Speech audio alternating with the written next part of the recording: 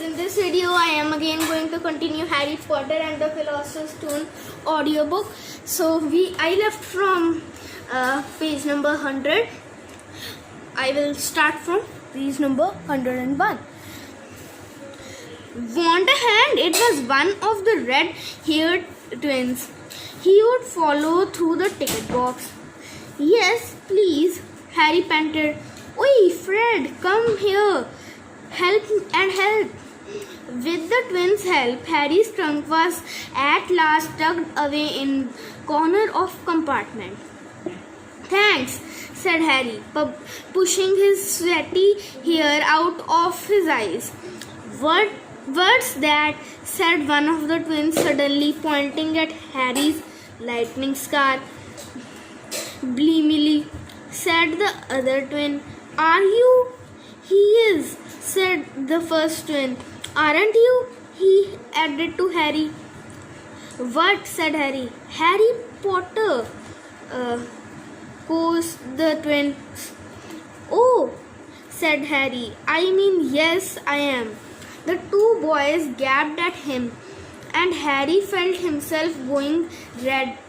Then, to his relief, a voice came floating in through the train's open door. Fred, George, are you there? Coming, Mum.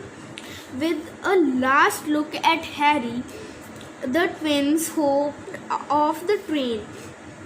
Harry sat down next to the window where, half hidden, he could watch the red-haired family on the platform and hear what they were saying. Their mother had just taken out her handkerchief. Ron, you have got something on your nose. The youngest boy tried to jerk out of the way, but she grabbed him and began rubbing the end of his nose.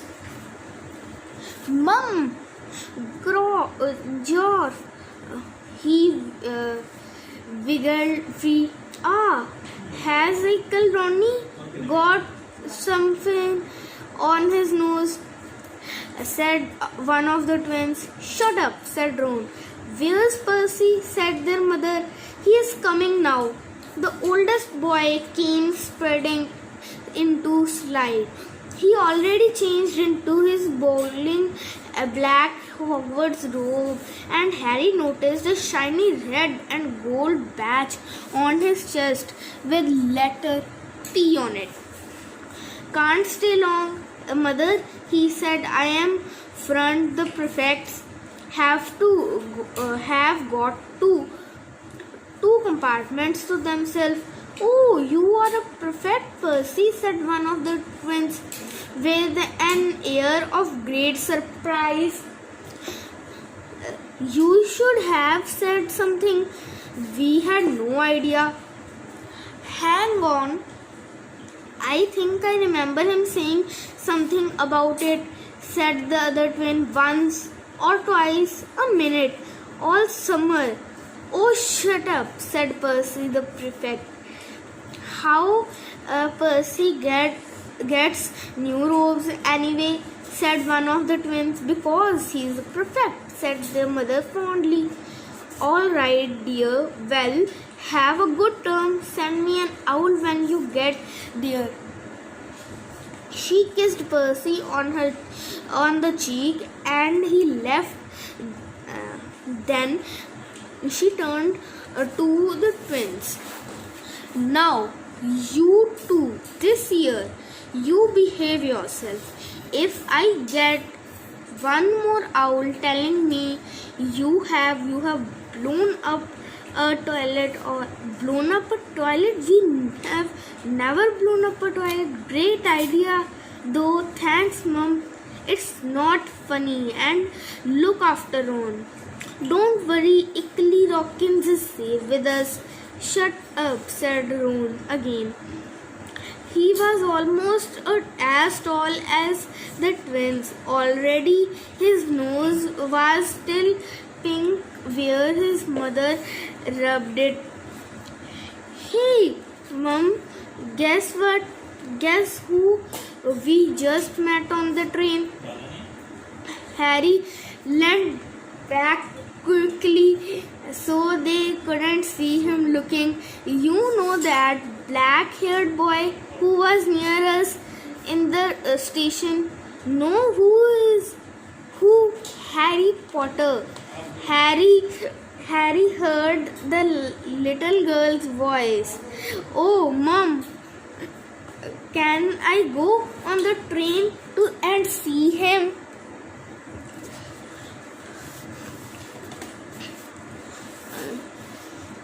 Oh, please. You have already seen him, Ginny. The poor boy, isn't it something you Google at in a zoo? Is he really? Fred, how do you know?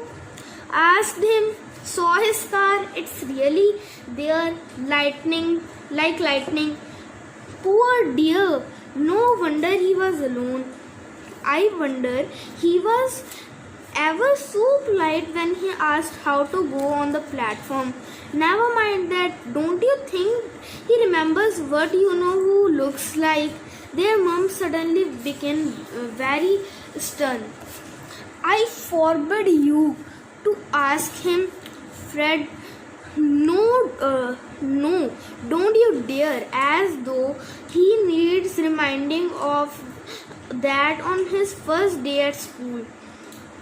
All right, keep your hair on. A whistle sounded. Hurry up, their mother said. And the three boys clambered onto the train. They leaned out of the window for her to kiss them goodbye, and their youngest sister began to cry. Don't, Ginny. We'll send you loads of owls. We will send you Hogwarts toilet seat. George, only joking, Mom. The train began to move. Harry saw the boy's mother waving and their sister, half laughing, half crying, running to keep up with the train until it gathered too much speed. Then she fell back and waved. Harry watched the girls and her mother disappeared as the train rounded the corner. Houses flashed past. As the train houses flashed past the window. Harry felt a great leap of excitement. He didn't know what he was going to, but it had to be better than what he was leaving behind.